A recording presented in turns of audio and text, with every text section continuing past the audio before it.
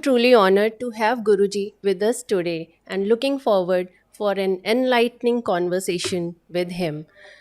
A big thank you to you, Guruji, for sparing your precious time with us for to guide and enlighten us. It's so nice, Bhawana ji. Thank you. Sakshi Shree leads the Science Divine Foundation to promote conscious living throughout the world. The foundation also has multiple social outreach programs, including education for underprivileged children, food for all, and healthcare for poor. To donate for these causes or to volunteer with the organization, you can visit the website sciencedivine.org. You can find the link in the description below.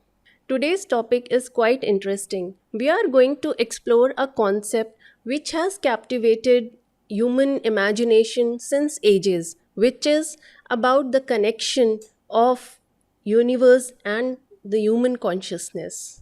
Guruji, I came across a quote from Buddha. He said everything in this universe is interlinked and interdependent. So, can you help me understand the profound significance of this statement? Well, Bhavana, as per my own authentic experiences of life, I have been able to understand that the whole universe is nothing except pure consciousness. Simply because so many things are visible around us. There are mountains, trees, buildings, furniture, and we happen to feel as if universe is something made up of only solids and spaces. But even modern science has concluded this truth that there is nothing except energy. Even the material dimensions and even the hardest solids, the science says it is energy only which is taking different shapes. And since it is energy only, so every single entity is vibrating with that energy. Everybody as an individual is vibrating. The trees are vibrating wherever they are. The mountains are vibrating wherever they are. The rocks are vibrating wherever they are. The flowing water is vibrating wherever it is there. And the waters of a pond are also vibrating where they are. So, this vibrational existence is energy only, and that is what had been experienced and announced by the spiritual masters, sages, and seers through the ages. They have been telling that it is godliness or God, and that is why the energy which science says is energy, the spiritual masters had been saying and naming it as God. So we can say that in the language of the spirituality, this whole existence is composed of God. It is only the God who is expressing himself in the form of this infinite existence. And the science says it is only the energy which is pervading all through the whole existence. And in states of pure consciousness, in a state of no mind, my authentic experience has been that this universe is nothing but pure consciousness. In that experience, one is destined to feel that all the objects of the universe as if they are part of a single living organism. To the extent that even you will happen to find yourself only a part of this whole vibrating universe. So, to me, on the basis of my own authentic experience, I would like to tell you that this whole universe is as good as a vibrating organism full of life. And everything that the existence contains is nothing but the part of that vibrating organism. So we as individuals are not separate from this universe. For example, you happen to go into sleep and you continue sleeping for about 7 to 8 hours. Quite in the morning, you get up and find that you are filled with new life, energy, enthusiasm. You feel rejuvenated. You find yourself more alive. What happens during the sleep that makes you rejuvenated, that makes you feel fresh and alive? During sleep, only one thing happens: you experience oneness with the whole existence. You don't feel separate because you are no more there. In a state of unconsciousness, you get connected wholly to the universe, and the universe starts vibrating inside you. And that is what makes you rejuvenated in the morning. You fail to have that experience simply because you had been unconscious due to sleep. This feeling of being separate from the universe is a byproduct of our mind. It is the mind that gives you the impression that you are separate. When mind is no more there and you are asleep, you happen to experience that oneness. And that is why it has been said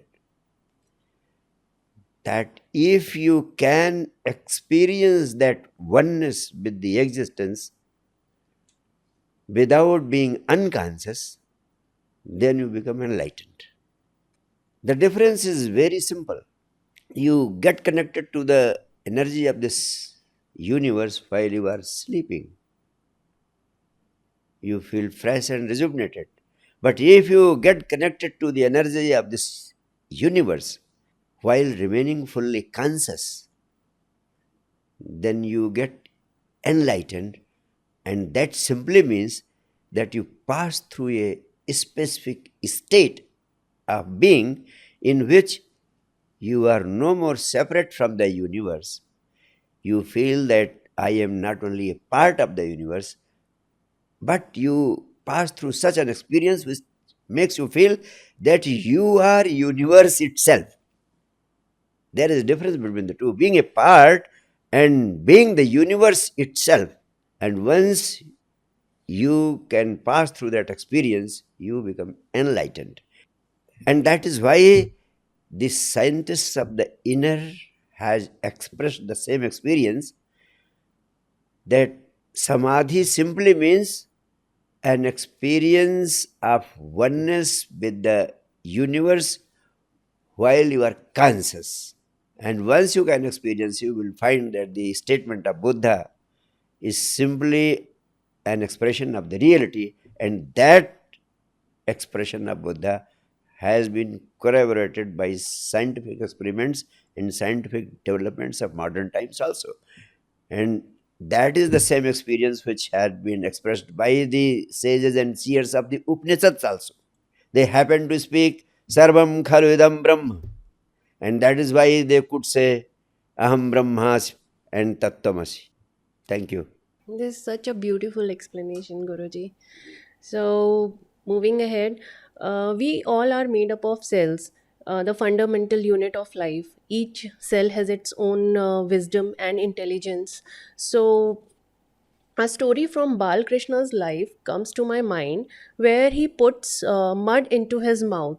He was Yeah. playing somewhere, and then Ma Yashoda comes and she tries to remove the mud. As soon she opens his mouth, she sees an entire universe into his mouth. So she astonishes and So to see this, so this story connects with the concept of microcosm and macrocosm.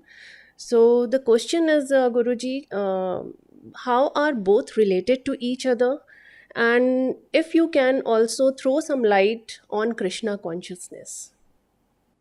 Very meaningful question, Bhavana.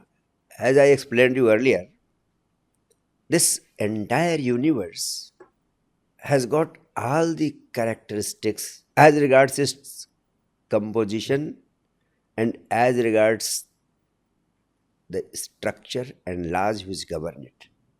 The whole structure and the laws which govern this whole macrocosm, the entire universe,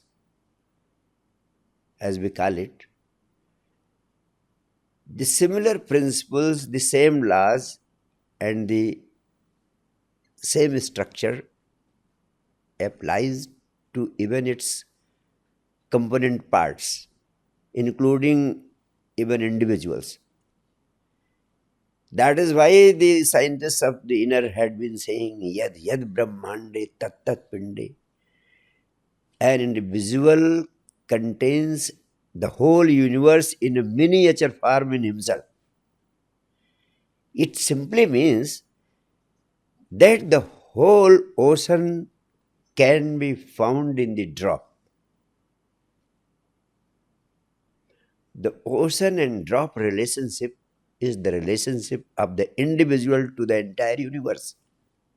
And even modern science has expressed, examined, experimented, and reached the conclusion that the contents of the drop of water are the same that of the ocean is. The whole big tree is contained into the small seed.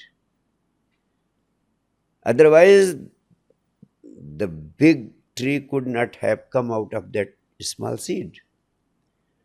What it means that the features, structure, and the principles involved in the existence and nature of the microcosm happens to the same, which is there in the entire universe, the macrocosm. And this principle has become now quite established. And that is why I say separation is only an illusion. And the idea of oneness is the real truth. And what Ma Yasoda is telling about her experience when she happened to look into the mouth of Krishna is that the entire universe she found visible into his mouth. It simply means, through this metaphor, the poet or the sage who has presented this metaphor is trying to convey a message that Krishna as an individual could contain the whole universe within himself. And it is the same concept which has been voiced by the sages and seers when they said, Aham Brahmasmi Tattvamasi. And that was to vividly explain through the small story that Krishna had the oneness experience, the experience of oneness with the whole universe, and he became an embodiment of expressing the strength, energies, and all the dimensions of the energy of this universe. When you talk of Krishna consciousness in this regard, I have to tell you that Krishna consciousness has been misinterpreted and it has been taken by humanity on a very superficial level. Krishna consciousness means that humans has a possibility of becoming a Krishna. And becoming a Krishna means simply being capable of experiencing this state of unity or oneness with the energy of the existence. Your potential is infinite. Krishna is a symbol of infinite energy, infinite wisdom, and infinite joy. Krishna consciousness can be achieved. It means every individual has the potential, and Krishna consciousness should be the objective. Here I have to tell you that it is not by chanting some mantra or only by worshipping Krishna that you can experience and achieve Krishna consciousness. These are only superficial things. Not bad, quite good that these practices help you in moving ahead. But if you remain confined only to these small practices of chanting and worshipping and then sleeping and doing all the nonsense which you have been doing up till now, then nothing is going to happen and Krishna consciousness will be a distant cry. What we mean by achieving Krishna consciousness is cultivating the practices through which you can expand your inner energies, through which you can achieve infinite potential, and achieving that infinite potential will on its own bring out certain extraordinary characteristics in your being.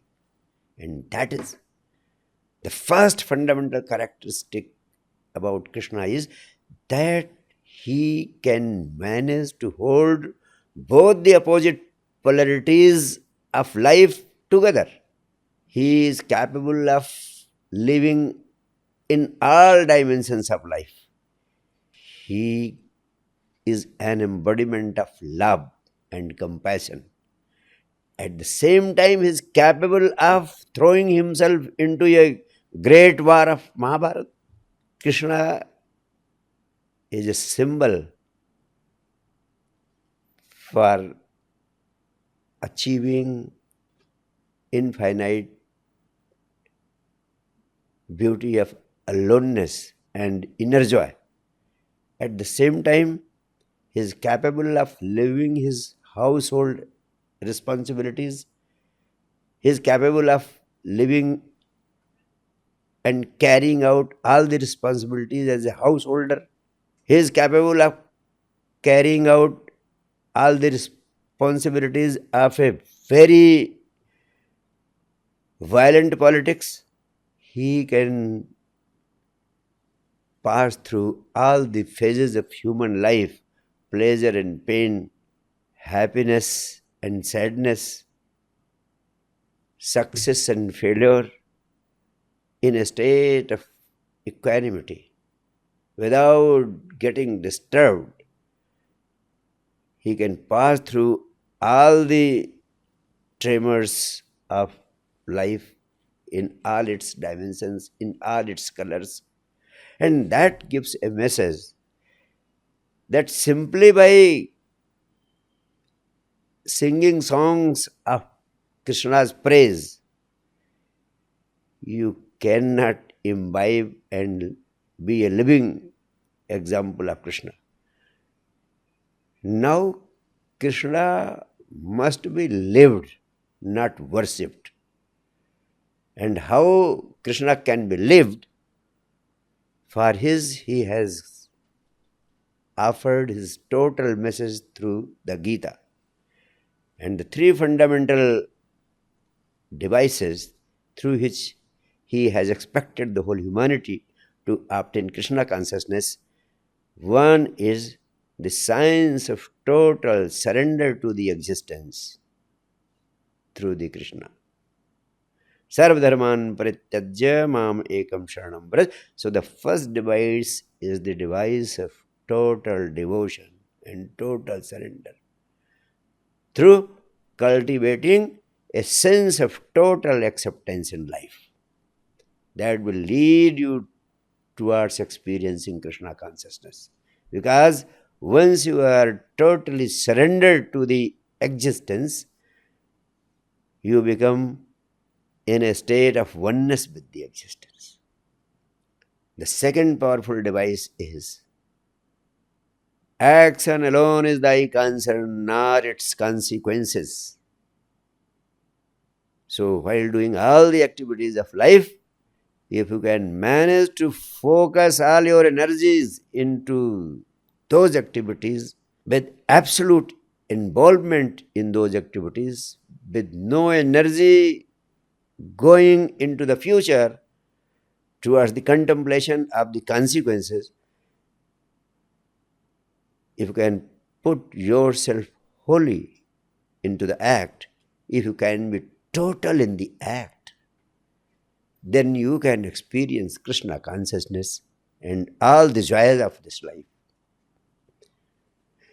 And that is known as the yoga of action or the karma yoga. And the third device is jnana yoga, which means yoga of knowledge. Yoga of knowledge does not mean gathering knowledge and information of this word and that word or everything about the self or soul, whatever it is. It is not gathering information about physical, material, or spiritual dimensions of life. He is not referring towards accumulation of any kind of knowledge, either the material knowledge or the spiritual knowledge. It is experiencing your soul, it is experiencing your being, it is about getting centered into your being that offers you the experience not only of your soul, but through experiencing the soul, you experience the whole universe. The experience of the drop becomes the experience of the ocean, and you experience infinite wisdom, you experience infinite joy, and you, in other words, experience Krishna consciousness. So these are the fundamental points which everybody must remember while thinking of Krishna, while worshipping of Krishna, while trying to gain wisdom and enlightenment through the path of Krishna as enunciated in Gita. Thank you. So, Guruji, is the concept of multiverse a reality? So, in Ramayan, there is a reference of Patal Lok, and do really aliens exist? And because we are very fascinated by this concept of aliens, so if you can Okay. answer. Beautiful, Bhavana ji. No doubt, recently there had been long discussions about multiverses, parallel worlds, this lok and that lok. Even in our scriptures, there is reference to three main lokas: Akash lok, Patal lok, and Prithvi lok. But in certain more scriptures, there are references to not less than 14 lokas. But what we call universe, that is something which I personally feel is equal to existence. And both these words are very meaningful. The universe, universe simply means uni plus verse. And where there is the whole existence is one. That is what we mean by universe. Otherwise, uni word must not have been there. And when we talk of multiverses, it simply means many universes.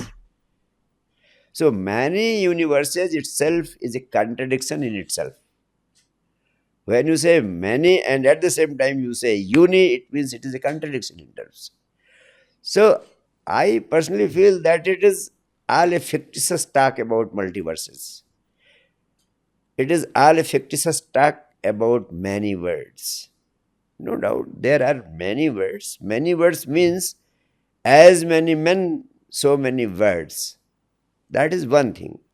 But as regards universe, universe means existence, and exist Existence means all that exists. Universe means one, everything that existence has a reference to the universe. Supposing even Akash Lok, Patal Lok, and Prithvi Lok are there, so they all are part of one universe. And talking of so many universes, it is simply a verbal jugglery only. When we speak universe, when we speak existence, it simply means one. And so far, I have not been able to come across any scientific evidence towards multiverses or many words. And to me, it all seems to be a nonsense. But no doubt, if we can imagine something, that is good. I appreciate the power of human imagination. The imagination of many words and multiverses is up till now only an imagination without any concrete scientific evidence. But still, let us keep on fabricating this imagination into more and more beautiful dimensions until and unless we can imagine something greater and higher, we can't be able to discover something greater and higher. But up till now, everything has been only up to the level of imagination only. And I say it all useless and rubbish simply because as long as the concept of universe is there, as the concept of existence is there, the whole universe, the whole thing is that there is only one universe. And the second thing you talked of aliens, as per my awareness, I would like to tell you that this all the planets, and there are innumerable planets in this universe, they are filled with life. There is life on innumerable planets in this universe. But that life may not be the life in the form of a body. Life exists also without body, in the form of spirits. So, on all the planets, there is life, and that life is in the form of spirits, not in the form of bodies or individuals. Maybe some at some place of time, at some point of time, we may happen to find life even in the form of body. That is not an impossibility. That is something very acceptable and imaginable. But as I told you, that the whole universe is simply energy of consciousness, and this consciousness takes the form of life also, that may be in the body or without the body. As regards the concept of aliens, up till now it has all been only a figment of imagination. We have been hearing a lot about the unidentified flying objects also.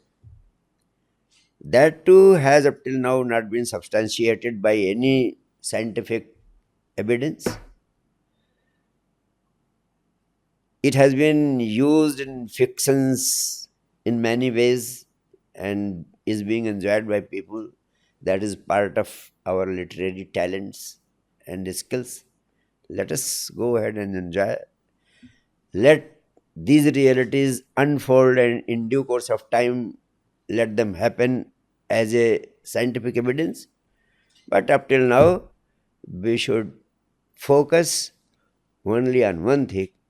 Instead of running into gathering knowledge about this or that, we should focus on the expansion of our own consciousness.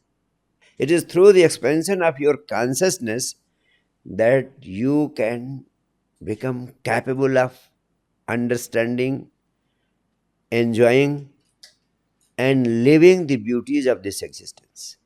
Let the seed of consciousness which is within you expand more and more through meditation so that the pure consciousness of this universe become a part of your life and living. And my dream of creating conscious people, enlightened people on this planet may materialize on a large scale. Thank you. Thank you so much, Guruji. I want to ask you, like, who all are gods?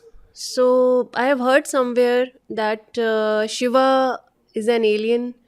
So, if you can throw some light on this. You have asked a very relevant and interesting question. First, you ask who are gods, and then you ask, is God an alien? You see, as I have been talking to you about consciousness prevailing in this universe, and every individual being alive only through this consciousness, and expanding of this consciousness is the only object of spirituality. No doubt there are some souls who during their lifetime happen to expand their consciousness to a greater extent, though yet not fully evolved and enlightened. Such souls, after leaving this body after death, keep on waiting in the universe for entering into another womb. And when such an evolved womb happens to come across, only then they get an opportunity to enter into the womb for getting a new birth. Otherwise, they continue waiting. They, because they have to get the womb of their capabilities, of their level of consciousness.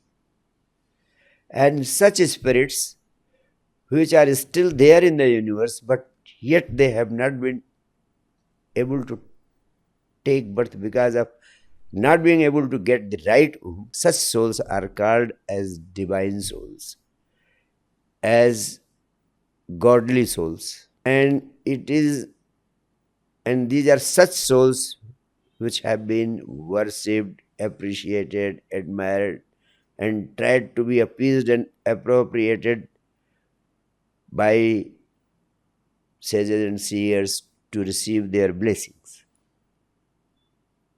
But they are only souls who are still moving towards achieving enlightenment or oneness with the universe. Maybe they will take a few lives more. And when we talk of Shiva consciousness, just as I talked of Krishna consciousness, Shiva consciousness, Shiva is not any individual sitting somewhere on the mountain Himalaya at Kailas Mansarovar. No doubt it is famous as his abode, but he is simply a symbol of energy which is one with this universe. And he has given the devices through which that oneness with the universe can be obtained. So, Shiva is not an alien in that sense that he is sitting somewhere on some planet and he is coming and going from here and there. He need not come and go anywhere. When he embodies the energy of this universe in himself, he does not need to take the form. But we have taken Shiva as a symbol to convey important messages to the humanity so that they can imbibe and experience his consciousness, especially through the devices which he has offered. So, treating Shiva as an alien is again only a fictitious imagination.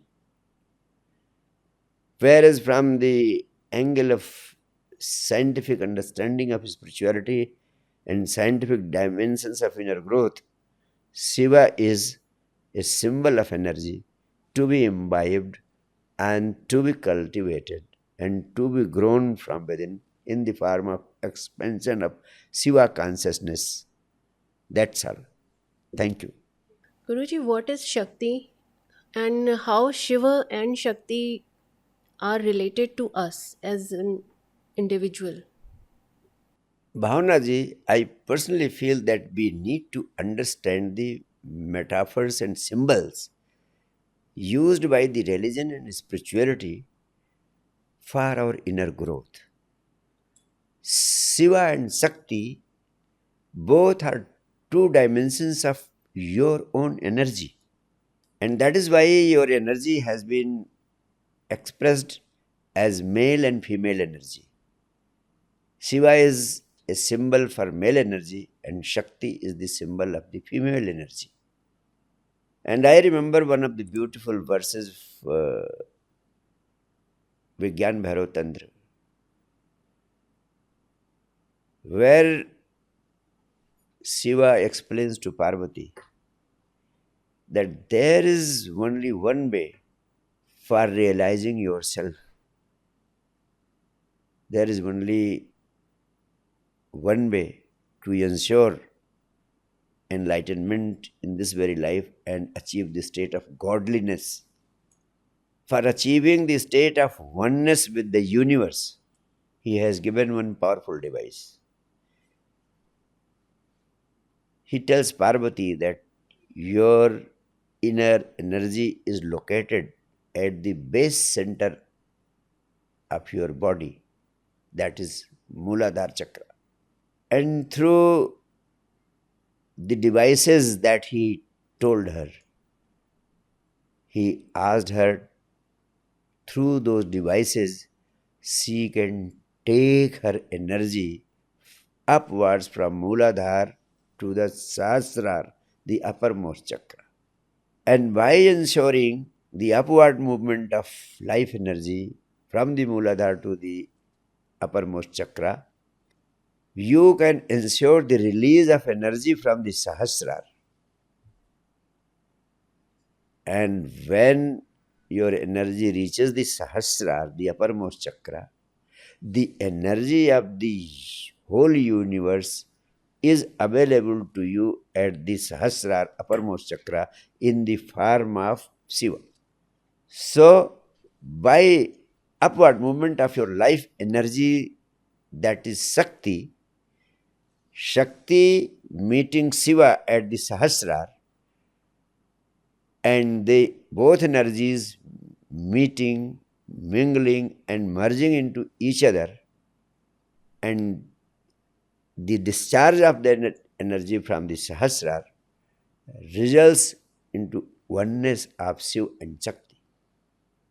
For attaining oneness with Shiva, you have to elevate your life energy Shakti up to the Sahasrara so that your meeting with the Shiva, the meeting of Shakti with the Shiva, can give you the experience of enlightenment, the experience of your own being. So Shiva and Shakti are two dimensions of your own energy, and you can ensure their meeting, mingling, and merging into oneness. And the whole Vigyan Bhairotandra, with 112 devices for the same, happens to give you the science of enlightenment. That is the way in which Shiva and Shakti must be utilized, as I told you in case of Krishna consciousness. So I am telling you in the case of Shiva consciousness. By simply singing songs of Shiva and Parvati, you can never achieve enlightenment, or you can never experience eternal bliss or infinite inner joy. For experiencing ultimate Shiva consciousness, you have to learn to imbibe and live what Shiva had been trying to convey to the whole humanity through his devices. And those devices of meditation are simply a means to ensure the meeting of Shiva and Shakti dimensions of energy within you. And that is the way you can cultivate them. Thank you. So, my next question is Guruji, are we here by chance because of the Big Bang Theory? Or we have any purpose here as an individual and as a human race on this planet Earth? Again, Bhavana ji, so many theories have been offered by religion and by a number of people. Christianity gives its own theory of creation. Islam gives its own theory of creation. Hindus give their own theory of creation. But the idea of the whole creation taking place by somebody being there as a creator seems to be very childish. In fact, in this regard, the concept of Hindus is very meaningful. They say this existence is simply the play of energies. If somebody is giving you the Big Bang theory, it is again on the basis of his own figment of imagination. But I can understand, and even the scientists are understanding this truth, that this universe is constantly expanding. Sages and seers of India had long ago said and given a word Brahmand. And the Sanskrit meaning of the word Brahmand is that which is continuously expanding. So, what I mean to say is that at some point of time, the universe must have remained centered to a single point. It must have been the seed. And from that seed, the seed started growing and expanding. And that is why this universe, the expanding universe, this Brahmand came into being. And it is still expanding. And it will continue to expand. That is what is the meaning of Brahmanda. And as the whole universe is nothing but pure consciousness, or as the scientists call it, pure energy, it is only the play of that single energy taking different forms. It is becoming tree, the same is becoming mountain, the same is becoming the buildings, the stars, the planets, and everything whatever is contained in this existence is simply the interplay of these energies. And we are also a byproduct of the same interplay of energies. Just as all other things of the universe have no purpose. Have you ever asked what is the purpose of the rivers? Have you ever asked what is the purpose of the mountains? Have you ever asked what is the purpose of birds, the animals? Just like them, you are also a part of this universe. There is only one thing which makes you different from rest of the creatures and contents of the universe. That is, you have been endowed with consciousness. I'm really feeling privileged to have such an interesting and enlightening conversation with you, Guruji. Thank you so much.